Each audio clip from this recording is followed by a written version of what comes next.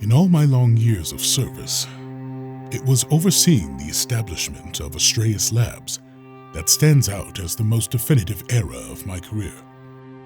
This is in no small part thanks to Chartrulean, and there really is no stranger story.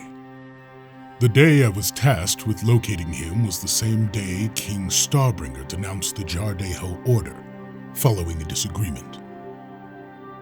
Chartrulean had proven the existence of a new source of energy called Azuria, which we quickly identified as an opportunity.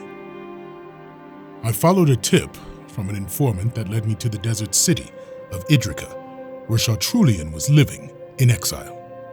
We offered him Astraeus and all of its resources, and gave him amnesty. Our hope was to build a new type of ship that would be stronger and faster than our current fleet.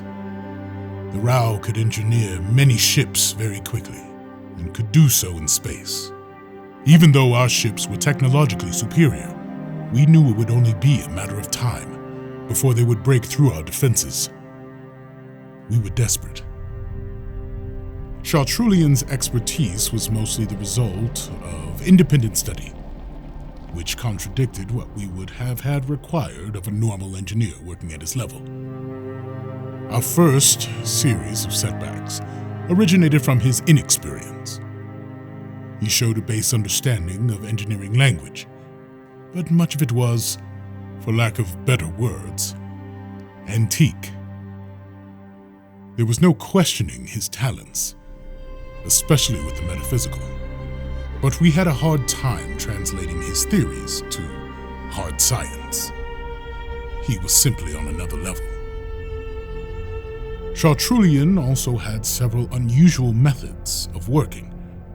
For one, he always seemed to be in a conversation with himself. Often, he would get stuck on a problem, disappear, and emerge hours later with the answer. He learned formidably fast, and the amount of information he could process rivaled any computer. But the more he learned, the more he wanted to control. He was irrevocably driven and showed blatant disregard for others, especially those who contradicted him. Slowly, people left the project due to his toxic behavior.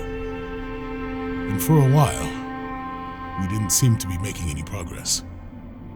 To make matters worse, all initial tests were failures. We were close to shuttering the program down when Chartrulean asked to travel to Idrica. He returned with 9 strange youths, all refugees of the pariah race Jardekai. It was then that things took a turn. Like Chartrulean, these youths had extraordinary physical and mental prowess. They were ideal soldiers with unrivaled combat perception and heightened intuition. They also helped us explore new possibilities for psychokinetic weapons and other interfaces. The most gifted of the Jardekai, Havelian, became Chartrulean's protege. Havelian was the only person who could challenge him, which ultimately contributed to the development of better, stronger weapons.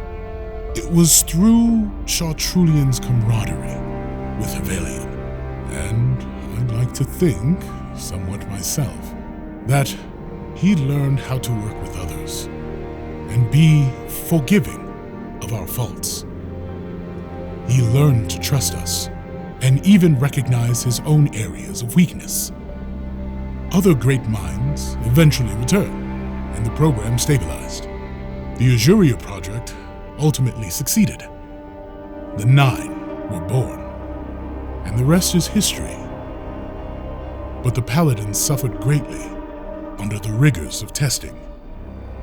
And then, upon returning from their first battle, it was obvious that something was terribly wrong. Even after everything I've seen in all my years of experience, nothing has been more sinister and more confounding than the Berserker.